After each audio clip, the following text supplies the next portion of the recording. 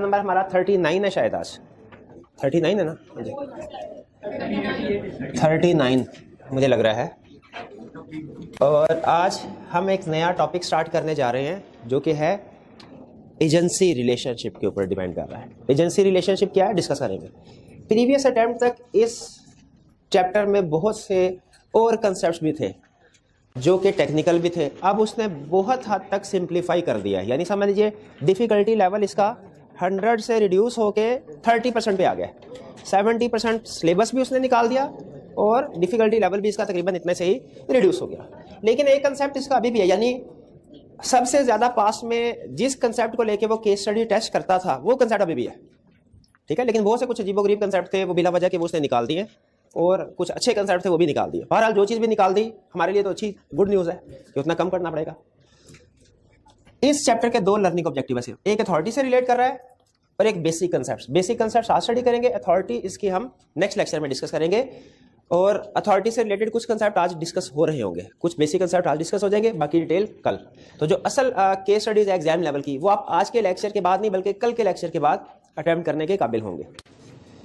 आज के लिए लर्निंग ऑब्जेक्टिव रेफरेंस और असाइनमेंट नोट कर लीजिए।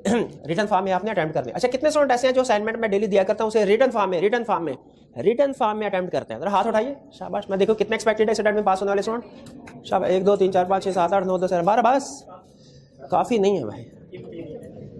चलिए 12। एजेंसी रिलेशनशिप क्या है पहले तो हम इसको डिस्कस करते हैं। एजेंसी रिलेशनशिप क्या है? सम टाइम ऐसा होता है कि जैसे फर्ज कीजिए हमारी डेली लाइफ में हमारे किसी फैमिली मेंबर ने हमारे पेरेंट्स को इनवाइट किया और हमारे पेरेंट्स किसी वजह से उस फंक्शन को इवेंट को अटेंड नहीं कर सकते, तो वो क्या करते हैं, बाज़ घर में जो बड़ा बच्चा हो उसको भेज देते हैं कि चले हमारी वहाँ पे एक रिप्रेजेंटेशन हो जाए। तो असल में वो जो पर्सन है वो अपने पेरेंट्स के बिहाफ पे उस इवेंट को अटेंड कर रहा होता है। ठीक, मिलता जुलता कंसेप्ट हमारा एजेंसी रिलेशनशिप में भी होता है। ये तो इनफॉर्मल एग्जांपल दी ना, वैसे कंसेप्ट को बिल्ड करने के लिए। यहां से आगे लेके चलते हैं। सम टाइम ऐसा होता है कि किसी पर्सन ने लोगों के साथ एग्रीमेंट्स करने हैं लेकिन उसके लिए पॉसिबल नहीं होता कि वो उन लोगों को फिजिकली जाके मिले। फॉर एग्जाम्पल, अगर एक कंपनी है, आपने सुना होगा कुछ कंपनीज प्रैक्टिकली या बिजनेस ऐसे भी होते हैं जो कि बहुत से मुल्कों में फैले हुए हैं, ठीक है। इवन अगर पाकिस्तान में अगर एक बिजनेस ऐसा है जिसकी एक ब्रांच कराची में है, एक लाहौर में है, एक मुल्तान में है, एक पेशावर में है, तो वो पर्सन जो ओनर है वो तो फिजिकली किसी एक जगह पे मौजूद होगा। फॉर एग्जांपल हो सकता है वो कराची में मौजूद हो, लेकिन क्या उसकी बिजनेस ट्रांजैक्शन लाहौर में दूसरी सिटीज में हो रही होंगी, लोगों के साथ सेल परचेज की एग्रीमेंट कर रहा होगा, बिल्कुल। तो क्या लाजमी है कि उसका एग्रीमेंट करने के लिए फिजिकली उन सारी लोकेशंस पे जाना लाजमी है? इसका जवाब है नहीं, क्योंकि अगर ऐसा किया तो फिर वो तो बड़ी लिमिटेशन हो जाएगी, उसके लिए पॉसिबल नहीं होगा। हो सकता है बहुत से एग्रीमेंट्स इस वजह से ना कर पाए कि वो एक वक्त में किसी एक जगह पे था दूसरी जगह पे नहीं जा सकता। तो लॉ ने बिजनेस ऑर्गेनाइजेशन के लिए एक कंसेप्ट इंट्रोड्यूस करवाया जिसे कहते हैं एजेंसी रिलेशनशिप। एजेंसी रिलेशनशिप में होता क्या है, इसमें कोई एक पर्सन है जैसे मिस्टर पी ये बिजनेस का मालिक है, मिस्टर पी। अब ये क्या करता है कि किसी जगह पे फर्ज कीजिए ये खुद प्रेजेंट नहीं हो सकता, कोई काम ऐसा ये खुद नहीं कर सकता, तो ये क्या करता है, किसी दूसरे पर्सन को अपॉइंट करता है, मिस्टर ए को। और मिस्टर ए से ये कहता है कि मैं डायरेक्टली दूसरे लोगों के साथ कुछ ट्रांजैक्शन नहीं कर सकता, कुछ एग्रीमेंट्स नहीं कर सकता। आप ऐसा कीजिए मेरे बिहाफ पे दूसरे लोगों के साथ, फॉर एग्जांपल टीपी, इन लोगों के साथ, इस बंदे के साथ आप डीलिंग कीजिए और इसके साथ एग्रीमेंट कीजिए। फाइनल एग्रीमेंट को साइन भी कर लें, एग्रीमेंट पे साइन भी चाहे मिस्टर ए के आ रहे हैं, for example sometime mister A के आ रहे हैं समटाइम नहीं, एग्रीमेंट कर लें मिस्टर ए मिस्टर टीपी के साथ। लेकिन असल में वो एग्रीमेंट मिस्टर ए अपने बिहाफ पे नहीं कर रहा होगा, किसके पे, मिस्टर पी के बिहाफ पे कर रहा होगा। बज़ाहिर सिचुएशन क्या नजर आ रही होगी, बज़ाहिर सिचुएशन नजर आ रही होगी कि ये एग्रीमेंट हुआ है ए और टीपी के दरमियान में, लेकिन दरअसल हकीकत में ये एग्रीमेंट किसके दरमियान में होगा, मिस्टर पी और टीपी के दरमियान में, ठीक है। तो इस अरेंजमेंट को कहते हैं एजेंसी रिलेशनशिप। असल में जो मिस्टर पी है ना, इसको हम लॉ की लैंग्वेज में कहते हैं प्रिंसिपल। जो मिस्टर ए है इसको लॉ की लैंग्वेज में कहते हैं एजेंट, और जो टीपी है इसे लॉ की लैंग्वेज में कहते हैं थर्ड पार्टी। यानी प्रिंसिपल और एजेंट के अलावा जो थर्ड पार्टी आउटसाइडर्स है जिनके साथ एग्रीमेंट किए जा रहे हैं उन्हें क्या कहेंगे, थर्ड पार्टी। और मिस्टर पी जब मिस्टर ए के साथ ये बैठ के चीजें एग्री करता है कि भाई मैं किसी जगह पे या कोई कॉन्ट्रैक्ट खुद नहीं कर सकता, आप मेरी जगह पे थर्ड पार्टी के साथ ये अरेंजमेंट कीजिए, कॉन्ट्रैक्ट फाइनल कीजिए और मैं उसके ऊपर लायबल होऊंगा। तो इस अरेंजमेंट को क्या कहते हैं? Agency relationship. और ये बाकायदा एक एग्रीमेंट होता है मिस्टर पी और मिस्टर ए के दरमियान में, क्योंकि मिस्टर पी को सबसे बड़ा खतरा पता है क्या होता है? कि ये ना हो ए को मैं कुछ और कहूं, ये जाके एग्री कुछ और कर रहा है। तो इसीलिए मिस्टर पी ने ए को कहा होता है कि आप कौन कौन से एक्ट्स कर सकते हैं, कौन सा एग्रीमेंट कर सकते हैं। तो पी और ए के दरमियान में जो रिलेशनशिप होता है इसको क्या कहते हैं? Agency relationship. इस एजेंसी रिलेशनशिप में वो बंदा जो दूसरे के बिहाफ पे एक्ट कर रहा है वो एजेंट कहलाता है, जिसके बिहाफ पे एक्ट हो रहे हैं उसे क्या कहते हैं? प्रिंसिपल। और ये रिलेशनशिप क्रिएट किसकी बेस पे? एक कॉन्ट्रैक्ट की बेस पे होगा, यानी इनका एक एग्रीमेंट होगा। एज यूजुअल रिटन होना लाजमी नहीं है, वो एग्रीमेंट रिटन भी हो सकता है, वो एग्रीमेंट ओरल भी हो सकता है, वर्बल भी हो सकता है, लेकिन एग्रीमेंट होना लाजमी है। इसी तरह आगे हम नेक्स्ट लेक्चर चैप्टर में स्टडी करेंगे कि पार्टनरशिप में भी यही रूल लगता है कि जब आपने लोगों के साथ मिलकर एक ऐसा रिलेशनशिप, पार्टनरशिप का रिलेशनशिप क्रिएट करना हो ना, उसके लिए भी एग्रीमेंट जरूरी है। तो जब आपने प्रिंसिपल और एजेंसी रिलेशनशिप क्रिएट करना है, इसके लिए भी एग्रीमेंट होना जरूरी है, ये जहन में रखिएगा। और उस एग्रीमेंट में सबसे अहम चीज क्या लिखी होगी भला? कि एजेंट को क्या जिम्मेदारी दी गई है, क्या अथॉरिटी दी गई है, इसने क्या काम करना है, इसने क्या काम करना है। एग्रीमेंट में सबसे अहम चीज ये होगी। तो आइए इसको स्टडी करते हैं। अच्छा, एक चीज ये फर्ज कीजिए mister A agent third party के साथ एग्रीमेंट करता है। बज़ाहिर एग्रीमेंट किन दो लोगों के दरमियान में? एजेंट और थर्ड पार्टी के दरमियान। असल में ये एग्रीमेंट किन लोगों के दरमियान में? थर्ड पार्टी के दरमियान। अगर फर्ज कीजिए कि इस एग्रीमेंट में कोई पार्टी वायलेशन करती है, ब्रीच ऑफ कॉन्ट्रैक्ट होता है, क्या mister P directly third party के खिलाफ एक्शन ले सकता है? यस। ठीक है, थर्ड पार्टी ये नहीं कि भाई आप कहां से आ गए, वो कहेगा भाई मैं प्रिंसिपल हूं, एजेंट हुआ ही मेरे इशारे पे है, मैंने कहा था एग्रीमेंट हुआ। ठीक है, मैंने कहा है तो एग्रीमेंट हुआ। क्या थर्ड पार्टी अगर फर्ज कीजिए थर्ड पार्टी वायलेशन करती है तो आपने कहा कि प्रिंसिपल डायरेक्टली थर्ड पार्टी के खिलाफ एक्शन ले सकता है, सू कर सकता है, केस फाइल कर सकता है। अगर फर्ज कीजिए थर्ड पार्टी की तरफ से नहीं, प्रिंसिपल की तरफ से वायलेशन हो, तो सोच के मुझे बताइए थर्ड पार्टी किसके खिलाफ केस फाइल करेगी? प्रिंसिपल के, एजेंट के खिलाफ नहीं, प्रिंसिपल के खिलाफ। ठीक है, क्लियर हो गई चीज। पहले हमारे सिलेबस में एक कंसेप्ट होता था जिसमें हम ये कहते थे अगर तो थर्ड पार्टी को पता है कि ये एजेंट है और ये प्रिंसिपल है तो वो प्रिंसिपल के खिलाफ है। अगर थर्ड पार्टी को नहीं पता कि ये एजेंट है, पता ही नहीं, तो फिर वो इसी के खिलाफ केस फाइल कर सकती है। पहले ये कंसेप्ट हमारे सिलेबस में, अब नहीं है, अब नहीं। अब सिर्फ सिंपल कंसेप्ट कि प्रिंसिपल एजेंट जो भी एग्रीमेंट करेगा वो इनफैक्ट एग्रीमेंट किन दो लोगों के दरमियान में है?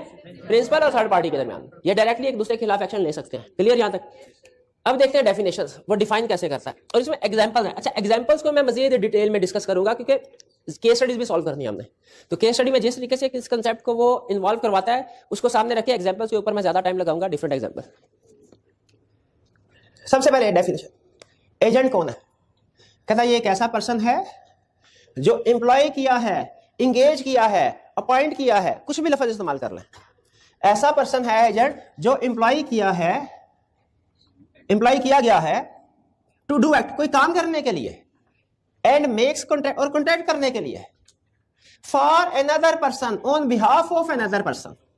एजेंट ऐसा बंदा है जिसे अपॉइंट किया गया है कि वो कोई काम करे या एग्रीमेंट करे on behalf of another person, किसी दूसरे बंदे के बिहाफ पे। फॉर अनदर पर्सन का मतलब क्या? On behalf of another person. और प्रिंसिपल कौन है? पर्सन फॉर हुम एक्ट इज डन या एग्रीमेंट इज मेड। जो बंदा एक्ट करेगा या कॉन्ट्रैक्ट करेगा वो एजेंट, और जिस बंदे के बिहाफ पे काम किया जा रहा है प्रिंसिपल। ये दोनों टर्म्स मुझे बताइए क्लियर हुई आपको? अब हम इसकी एग्जांपल्स शेयर करते हैं। पहली एग्जांपल, वर्कर एट शॉप। क्या आप जानते हैं कि जैसे ही आप कॉलेज की प्रेमिसेस में एंटर होते हैं आपको डिफरेंट एम्प्लॉयज मिलते हैं, सिक्योरिटी गार्ड से लेके प्रिंसिपल साहब तक, वाइस प्रिंसिपल्स हैं, टीचर्स हैं, कैशियर है और स्वीपर वगैरह सारे लोग, ये सारे एम्प्लॉयज हैं कॉलेज के। ठीक है, हर बिजनेस ऑर्गेनाइजेशन कुछ वर्कर को, कुछ एम्प्लॉयज को इंगेज करती है काम करने के लिए। अगर वो आपसे फर्ज कीजिए कोई ऐसा मिसबिहेव करते हैं या आपसे कोई पैसे लेके रख लेता है अपने पास, जरा सोचिए लीगल पॉइंट ऑफ व्यू से कौन लायबल होगा? आप किसके खिलाफ केस फाइल करेंगे? किसके? कॉलेज के खिलाफ, एम्प्लॉयज के खिलाफ नहीं। ये एक वेल एस्टेब्लिश्ड रूल है कि एम्प्लॉयज के एक्ट्स के लिए एम्प्लॉयर लायबल है, एम्प्लॉयज के एक्ट्स के लिए एम्प्लॉयर लायबल है, इसलिए कि एम्प्लॉय एम्प्लॉयर के रिप्रेजेंटेटिव के तौर, एजेंट के तौर पे काम कर रहा है। वर्क, एक दुकानदार बैठा हुआ दुकान पे, 1 बजे का टाइम हुआ, उसने अपने एक एम्प्लॉय से कहा मैं जा रहा हूं, नमाज वगैरह पढ़ के खाना खा के वापस आऊंगा 2 बजे, तब तक तुमने दुकान को संभालना है। और ये जो चीज है ना, फॉर एग्जांपल चेयर बेच रहे हैं, तुमने ये चेयर 1000 रुपए से कम पे नहीं बेचनी। अब वो पर्सन चला गया। अब मुझे बताइए, कोई कस्टमर आता है और 1000 की, 1200 की, 1500 की ये चेयर लेके जाता है और उस पर लिखा हुआ है वारंटी कि ये फॉर जो भी है 2 साल, 4 साल, 5 साल की वारंटी है। एग्रीमेंट हो रहा है, कस्टमर का एग्रीमेंट किसके साथ हो रहा है? उस वर्कर एम्प्लॉय के साथ के ओनर एम्प्लॉयर के साथ? एम्प्लॉयर के साथ। ये एग्जांपल है प्रिंसिपल और एजेंट रिलेशनशिप की। इसमें वो एम्प्लॉय एजेंट है और ओनर प्रिंसिपल है। ओनर ने अपने वर्कर को ये अथॉरिटी दी है कि वो उसकी जगह पे लोगों के साथ सेल का एग्रीमेंट कर सकता है। ये बात समझ आई? अच्छा, अब सुनिए, हर रिलेशनशिप होता है ना, हर जो एग्रीमेंट होता है एजेंसी का, उसमें प्रिंसिपल ने एजेंट को कुछ ना कुछ पावर दी होती है कि तुम ये काम कर सकते हो। जैसे हमारी वाली एग्जांपल में प्रिंसिपल ने एजेंट को पावर दी कि वो दुकान में जो चेयर्स मौजूद हैं इनको सेल कर सकता है। इसे कहते हैं अथॉरिटी। हर एग्रीमेंट में एजेंट को कुछ ना कुछ अथॉरिटी देनी पड़ती है, वरना वो एक्ट कर ही नहीं सकता, अथॉरिटी देनी पड़ती है। अब जो एग्रीमेंट होता है वो ओनर और थर्ड पार्टी के दरमियान में होता है। वो थर्ड पार्टी और जो एम्प्लॉय दुकान पे उसके दरमियान में तो नहीं होता ना, ये बात पक्की है। वो ओनर और थर्ड पार्टी के दरमियान में होगा। फर्ज कीजिए, लॉ का एक कंसेप्ट ऐड करवा रहा हूं जो कल का है, बेस अभी बना रहा हूं। फर्ज कीजिए ओनर ने या प्रिंसिपल ने एजेंट से कहा कि ये चेयर 1000 रुपए से कम पे ना बेचना। तो इसका मतलब है ओनर ने एक्चुअल अथॉरिटी जो दी, जो एक्चुअल अथॉरिटी 1000 रुपए पे सेल करने की दी। क्वेश्चन ये है लॉ का, क्या होगा अगर एजेंट अपनी अथॉरिटी से एक्सीड करे? क्या होगा अगर एजेंट अपनी अथॉरिटी से एक्सीड करे? यानी इस केस में क्या होगा अगर एम्प्लॉय इस चेयर को 800 में बेच दे? अच्छा, कुछ लोग कहेंगे सर एग्जांपल दे रहे हैं आप एक्सीड की, तो प्राइस बढ़ाएं ना। नहीं नहीं नहीं, वो नेचर ऑफ द कॉन्ट्रैक्ट समझे। यहां पे अथॉरिटी एक्सीड करने से मतलब क्या है कि प्रिंसिपल ने जो बात कही थी उसको ना माना जाए, उसके खिलाफ चला जाए। तो यहां पे अगर जो एम्प्लॉय है वो 1000 की बजाय 1200 की चेयर बेचता है ना, तो वो अथॉरिटी एक्सीड नहीं होगी, वो तो खुश होगा प्रिंसिपल, क्योंकि उसने खुद ही कहा था कम से कम 1000 की। 800 की बेचता है तो फिर हम कहेंगे एजेंट ने अपनी अथॉरिटी से एक्सीड किया। क्वेश्चन ये है, एजेंट अपनी अथॉरिटी से एक्सीड करे तो क्या होगा? लॉ कहता है एजेंट खुद लायबल होगा, agent personally will be liable. Agent अपनी अथॉरिटी से एक्सीड करता है, agent personally will be liable. Agent अपनी अथॉरिटी से एक्सीड करता है तो पर्सनली लायबल हो। इसका मतलब क्या है कि अब वो 200 रुपया उसे खुद देना पड़ेगा, 200 रुपये का नुकसान उसे बर्दाश्त करना पड़ेगा। अच्छा, अब जहां बड़े एहतियात से सुनिएगा आगे जो कहना चाह रहा हूं। अगर एजेंट अपनी अथॉरिटी से एक्सीड करता है वो खुद लायबल होगा। यहां तक क्लियर है? अगला क्वेश्चन, किसको? इसका आंसर मैं भी दे रहा, बजाहिर लग रहा है प्रिंसिपल को लायबल होगा, बजाहिर लग रहा है, लेकिन इसका आंसर मैं नहीं दे रहा। पहली एग्जांपल क्लियर हुई वर्कर एट शॉप की, आगे चलते हैं। दूसरी, रेंट कलेक्टर। मेरी फर्ज कीजिए 5 शॉप्स है, हर महीने रेंट कलेक्ट करना पड़ता है। आपको पता है बात कहते हैं आज नहीं सर कल आइएगा, सेल नहीं हुई, चक्कर लगवाते हैं। मैं चाहता हूं कि मुझे चक्कर ना लगाने पड़े, मेरा टाइम बचे। मैंने इन भाईजान को अपॉइंट किया और इन्हें कहा तुमने हर महीने जाके मेरे बिहाफ पे इन 5 दुकानों से रेंट कलेक्ट करना है, और इनको भेज दिया। अब उन जिन लोगों ने रेंट दिया उनको भी पता है कि मैंने भेजा। ये जब रेंट कलेक्ट करने के लिए जा रहे हैं तो ये क्या है? एजेंट। मैं प्रिंसिपल हूं, ये मेरे एजेंट है, और मैंने इनको अथॉरिटी दी है कि रेंट कलेक्ट कर सकते हैं। ये रेंट कलेक्ट करने के लिए गए, एक पर्सन ने कहा मैं रेंट नहीं दूंगा, कल दूंगा। ये कल गए, उसने फिर कहा 2 दिन बाद दूंगा। इनको गुस्सा आया, इन्होंने उसके साथ लड़ाई झगड़ना शुरू कर दिया, लड़ाई झगड़ा गालम गलौज शुरू कर दी, मार पिटाई। उस दूसरे पर्सन ने इनके खिलाफ केस फाइल किया और अदालत ने कहा हर्जाने के तौर पे 5000 रुपये अदा किए जाए किराएदार को। क्वेश्चन मेरा ये है, मैंने इनको अथॉरिटी दी थी? नहीं, रेंट कलेक्ट करने की अथॉरिटी दी थी? क्या इन्होंने अपनी अथॉरिटी से एक्सीड किया? बिल्कुल, क्योंकि मैंने इन्हें रेंट कलेक्ट लड़ाई झगड़ा करने के लिए नहीं कहा था। अगर ये उधर जाके कोई इलीगल काम करते हैं वो मैंने नहीं कहा था। इन्होंने अपनी अथॉरिटी से एक्सीड किया। लायबल कौन है? एजेंट। यानी प्रिंसिपल एजेंट के सारे एक्ट्स के लिए लायबल है। लेकिन अगर एजेंट, अब एडिशनल कंसेप्ट, अगर एजेंट अपनी अथॉरिटी से एक्सीड करता है तो फिर प्रिंसिपल लायबल नहीं है, फिर एजेंट लायबल है। किसको? ये मैं अभी नहीं बता रहा, ये कल के लेक्चर में बताना है। किसको? ये कल के पिछले वाली एग्जांपल में लग रहा था प्रिंसिपल को 200 रुपया देगा, इस वाले एग्जांपल में लग रहा है थर्ड पार्ट। तो इसका मतलब है शायद कभी प्रिंसिपल को और कभी थर्ड पार्टी को, लेकिन इसका कोई रूल भी तो होगा कि कब, वो भी नहीं बता रहा, कल के लेक्चर में बताना। अगली एग्जांपल, प्रॉपर्टी डीलर। आपने अक्सर देखा होगा प्रॉपर्टी डीलर हमारे इर्द गिर्द मौजूद होते हैं। हमने किसी घर को सेल करना, उनके पास जाते हैं और उन्हें कहते हैं भाई इस घर को सेल करते हैं। वो अच्छा बायर ढूंढते हैं और उसको घर सेल कर देते हैं। तो वो प्रॉपर्टी डीलर है। लेकिन लॉ की नजर में वो कौन है वाला? एजेंट। वो हमारे बिहाफ पे कोई एक्ट करते हैं, कस्टमर ढूंढते हैं। अच्छा, अगर हम पाकिस्तान में मौजूद है ना और उसके करीब ही है तो नॉर्मली वो कस्टमर ढूंढ देता है और फिर कहता है सर इसके साथ एग्रीमेंट हम खुद करते हैं। लेकिन सम टाइम ऐसा होता है कि हम पाकिस्तान से बाहर जा रहे हैं तो हम लोकल एजेंट को पावर ऑफ अटॉर्नी दे जाते हैं। हम डीलर को ये कहते हैं पाकिस्तान से बाहर जा रहे हैं, पावर ऑफ अटॉर्नी हम तुम्हें दे रहे हैं, तुम अच्छा सा बायर ढूंढो, क्योंकि अभी तो कीमत कम लग रही है, 2-3 महीने में अच्छा बायर ढूंढो, उसको ये घर सेल कर देना और पैसे हमें ट्रांसफर कर देना। यह है पावर ऑफ अटॉर्नी। इस केस में वो हमारा एजेंट है, हम प्रिंसिपल है, हम मुल्क से बाहर है। वो क्या करेगा? अच्छा बायर ढूंढेगा, अच्छी कीमत में घर को सेल करके पैसे हमें ट्रांसफर कर देगा। ये भी एग्जाम्पल है एजेंसी रिलेशनशिप की, जिसमें घर का मालिक, ओनर प्रिंसिपल है और जो प्रॉपर्टी डीलर है वो एजेंट है। अच्छा, फर्ज कीजिए कि हमने उसे ये कहा था कि घर 50 लाख से कम पे ना बेचना और वो इसको 40 लाख पे बेच देता है। एजेंट ने तरतीब से चले, पहले हम क्या लिखेंगे केस स्टडी में? एजेंट ने अपनी अथॉरिटी से एक्सीड किया। Agent is personally liable, agent personally liable है। इस एग्जांपल में किसको? प्रिंसिपल को, उसको कंपनसेट करेगा। क्लियर होगी ये बात? तो मैंने एजेंट की डेफिनेशन भी आपको समझाई, एजेंट की एग्जांपल्स भी शेयर की और उसके साथ साथ एक कंसेप्ट भी ऐड किया कि हर प्रिंसिपल ने अपने एजेंट को अथॉरिटी दी होती है। एजेंट का फर्ज है कि उस अथॉरिटी के अंदर रह के काम करे। अगर एजेंट अपनी अथॉरिटी से एक्सीड करता है तो एजेंट लायबल है, एजेंट लायबल है पर्सनल। यहां तक क्लियर है? अब आते हैं अच्छा कुछ एग्जांपल, ये टिप सुन लें। नॉर्मली रूल क्या है?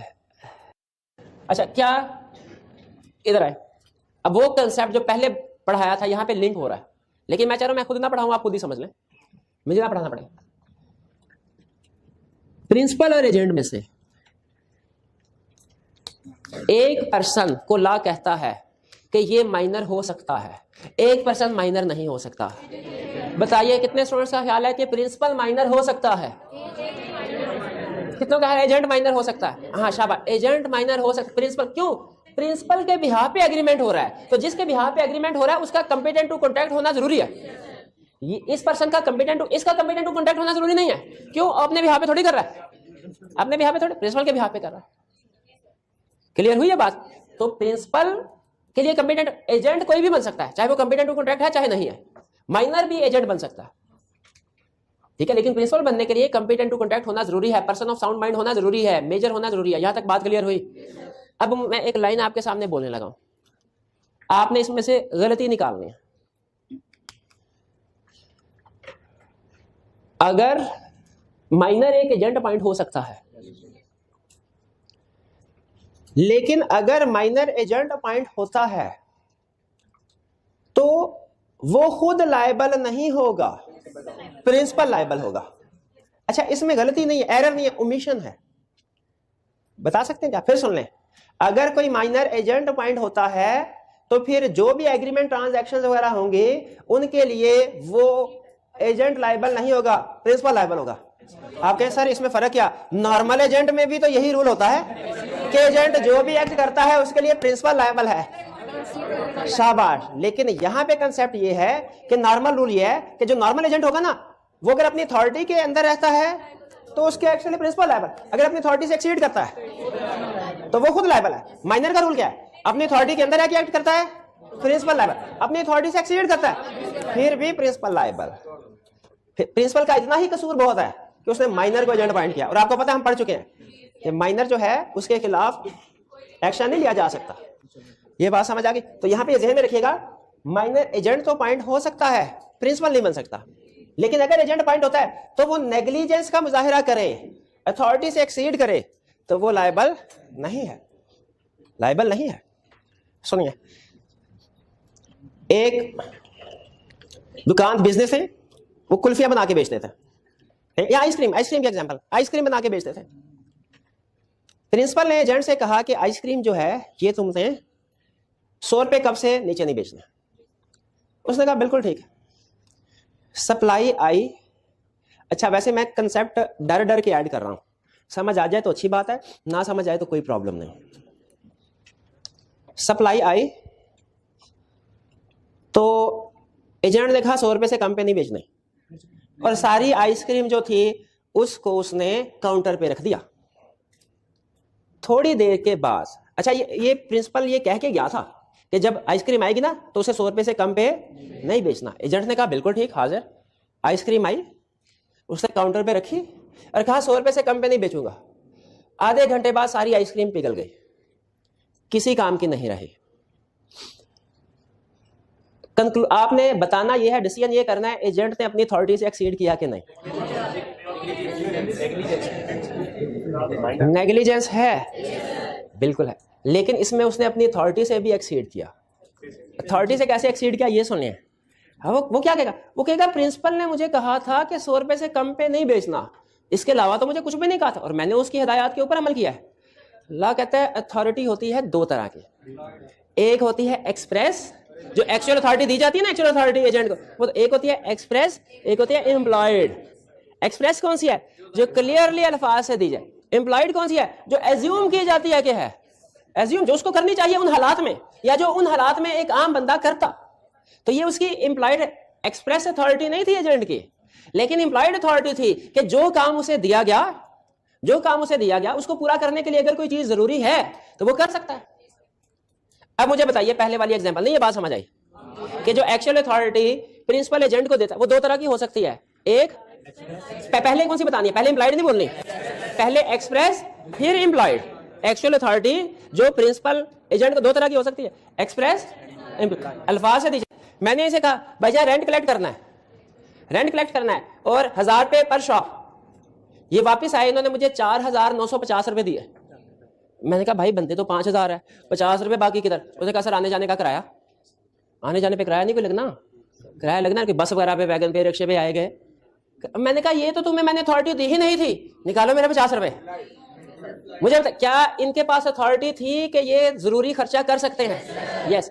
एक्सप्रेस अथॉरिटी नहीं थी, एम्प्लॉयड अथॉरिटी थी। एम्प्लॉयड अथॉरिटी का कंसेप्ट समझ रहे हैं? लेकिन एम्प्लॉयड अथॉरिटी का कंसेप्ट कहता है वो जो जरूरी हो, जो आम बंदे को भी समझ आए कि ये काम करने के लिए जरूरी थी, यह है एम्प्लॉयड अथॉरिटी। अब हम फर्ज कीजिए, अब एक केस स्टडी से, हम साइकिल्स बेचते हैं, हमने सियालकोट साइकिल्स बेची और उसे कहा कि ये साइकिल आप तुम लोगों ने बेचनी है। उसको हमने प्राइस बताई 5,000 से कम पे ना बेचना। मेरा पहला क्वेश्चन, क्या वो शॉपकीपर इन साइकिल्स को रखने के लिए कोई वेयर हाउस रेंट पे ले सकता है? हालांकि हमने उसे अथॉरिटी तो नहीं दी, हमने तो उसे सिर्फ ये कहा है कि इसको बेचना है। एम्प्लॉयड अथॉरिटी, क्या वो उनकी पैकिंग कर सकता है? हमने तो नहीं उसे कहा था बेचने के लिए। एम्प्लॉयड अथॉरिटी, क्या वो एडवर्टाइजमेंट कर सकता है? बिल्कुल, हमने तो नहीं कहा था एडवर्टाइजमेंट करो। एम्प्लॉयड, क्योंकि सेल बड़ा एक्ट करने के लिए ये छोटी छोटी चीजें जरूरी होती हैं, ये एम्प्लॉयड अथॉरिटी कहलाती है। तो बहरहाल याद रखिए, जब हम कहते हैं ना कि अपनी एक्चुअल अथॉरिटी से एक्सीड करेगा, तो इसमें एक्सप्रेस अथॉरिटी भी शामिल है, एम्प्लॉयड अथॉरिटी भी शामिल है, एम्प्लॉयड अथॉरिटी भी शामिल है। ये एडिशनल कंसेप्ट था जो आपको बताया। ये बात principle it must be complete, ये तो बात हो गई, it must be complete to conduct, ठीक है। Consideration not necessary to create agency. आप मुझे बताइए, हमने इस बंदे को कहा कि हमारा घर बिकेगा, तुम हमारा घर बेच दो, प्रॉपर्टी डीलर से कहा। इसको जिस वक्त एग्रीमेंट हुआ उस वक्त पैसे दिए जाएंगे कि जब घर सेल होगा। इसका मतलब है एजेंसी रिलेशनशिप क्रिएट करने के लिए कंसीडरेशन नेसेसरी नहीं है, कंसीडरेशन नेसेसरी नहीं है।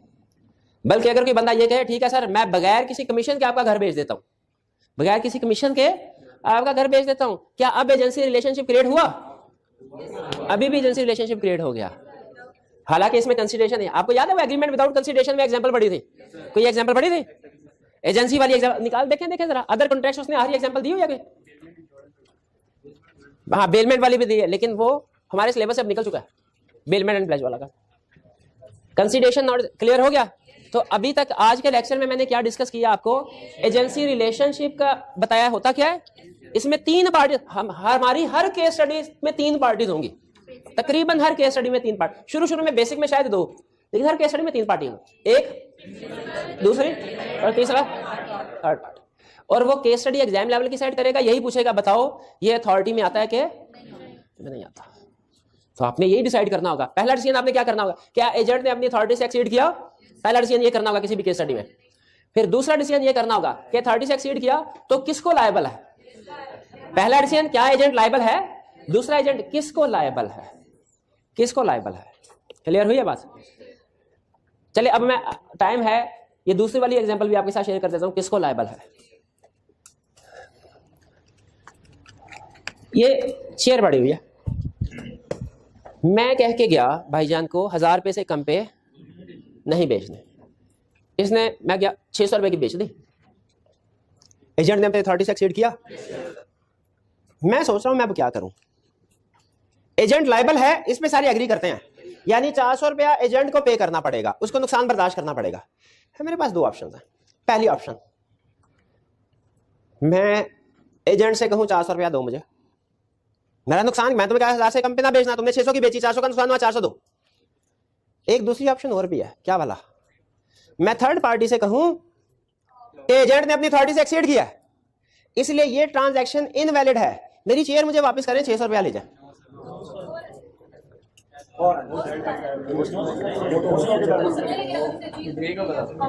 अब जाहिर है थर्ड पार्टी तो ये कहेगी कि भाई मुझे 400 का फायदा हो रहा है, मैं क्यों आपको शेयर वापस करूं, गलती किया तो आपके बंदे ने उसको जाके पकड़े।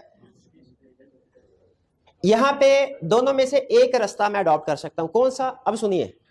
अच्छा, दोनों सूरतों में नुकसान भरना पड़ेगा। मैं अगर एजेंट से डायरेक्ट 400 रुपया ले लूं फिर भी एजेंट को भरना पड़ेगा। मैं अगर थर्ड पार्टी को कहूं 600 पकड़ो, अपना शेयर मुझे वापस करो, तो ये थर्ड पार्टी कहेगी भाईजान हमारा तो एग्रीमेंट हुआ था, अब एग्रीमेंट ब्रीच हुआ है तो डैमेजेस पे करें, और वो एजेंट से ही निकलवाएगा, वो भी घूम फिर के लायबल एजेंट ही होगा। लेकिन क्वेश्चन ये है किसको, एजेंट ने प्रिंसिपल को 400 देना है कि थर्ड पार्टी को, क्वेश्चन ये नहीं, क्वेश्चन ये पहले बताएं, समझ आ रहा है ना सिचुएशन। लॉ कहता है सिर्फ एक चीज पे डिपेंड करता है, third party knows about actual authority और third party does not know about actual authority. Law ये कहता है अगर तो थर्ड पार्टी को ये समझ लीजिए, सबसे अहम केस स्टडी का पॉइंट बता रहा हूं, अगर तो थर्ड पार्टी को पता है कि एजेंट अपनी अथॉरिटी से एक्सीड कर रहा है और फिर भी एग्रीमेंट हो जाता है, तो याद रखें अब लॉ प्रिंसिपल को सिक्योर करेगा, अब थर्ड पार्टी को नहीं करेगा। अब प्रिंसिपल अगर चाहे तो इस ट्रांजैक्शन को खत्म कर सकता है, प्रिंसिपल चाहे तो इस ट्रांजैक्शन को खत्म कर सकता है, ठीक है। लेकिन अगर थर्ड पार्टी को नहीं पता कि एजेंट अपनी अथॉरिटी से एक्सीड कर रहा है, तो बताइए अब क्या प्रिंसिपल थर्ड पार्टी के खिलाफ कोई एक्शन ले सकता है, नहीं ले सकता। क्यों नहीं ले सकता, उसको पता ही नहीं था। अब एक्शन लिया जा सकता है, किसके खिलाफ लिया जा सकता है, ये वही कंसेप्ट है जिसमें आपको पता है लॉ की एक आदत है, वो हमेशा इनोसेंट थर्ड पार्टी को सिक्योर करता है।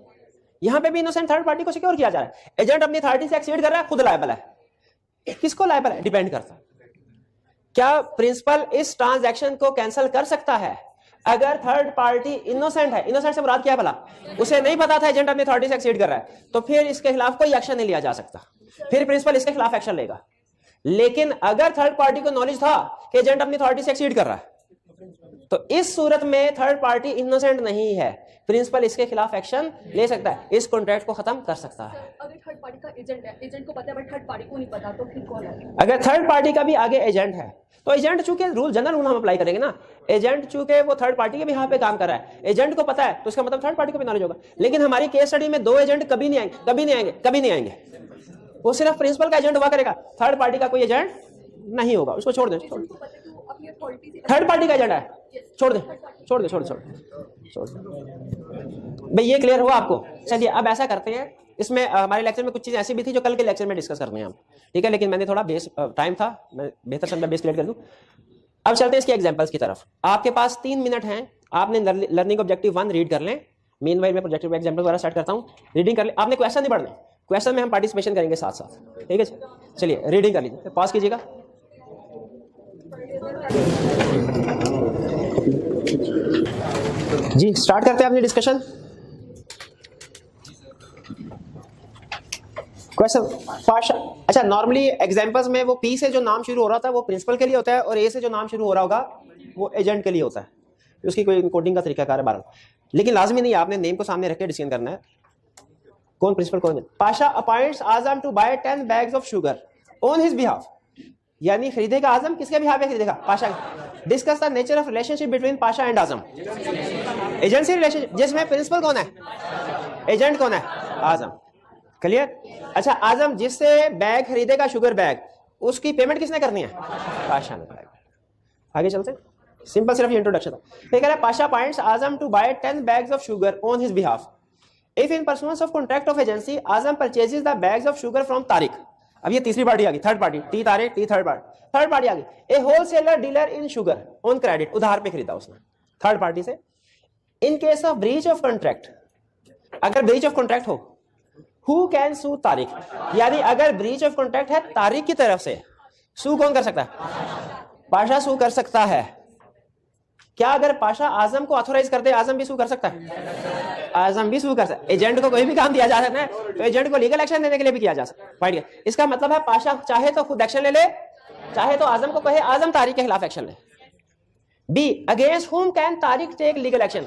अब बी में सिचुएशन बदल दी उसने कहा अगर ब्रीच ऑफ कॉन्ट्रैक्ट पाशा या आजम की तरफ से हो तो अब तारिक ने लीगल एक्शन लेना, किसके खिलाफ लेगा? पाशा के खिलाफ। आजम के खिलाफ लीगल एक्शन नहीं लिया जाएगा। क्यों नहीं लिया जाएगा? वो तो एजेंट है, वो तो एजेंट है, वो तो पाशा के भी हाथ पे एक्शन कर रहा था। क्लियर हुई है बात?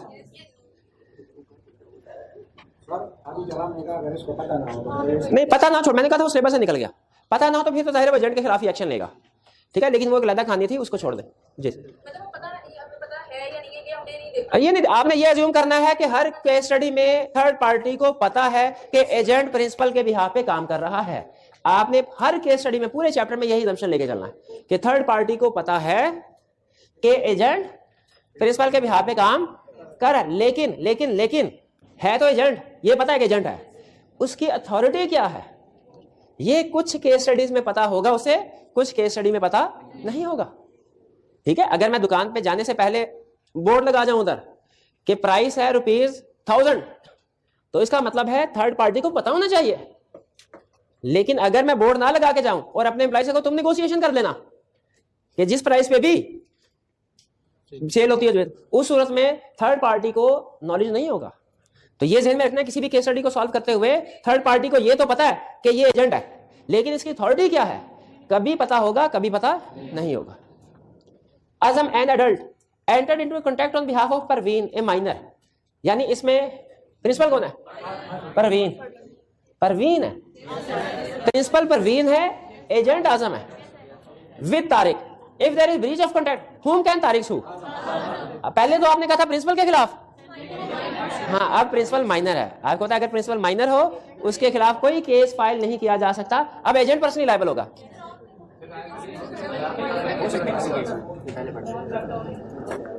जब हम कहते हैं ना कि ये काम हो ही नहीं सकता तो उसका मतलब होता है लीगली नहीं हो सकता, प्रैक्टिकल है ना। जैसे फर्ज कीजिए मैं स्टेटमेंट दे लूंगा, आपने कहना है कि ट्रू है कि फॉल्स है।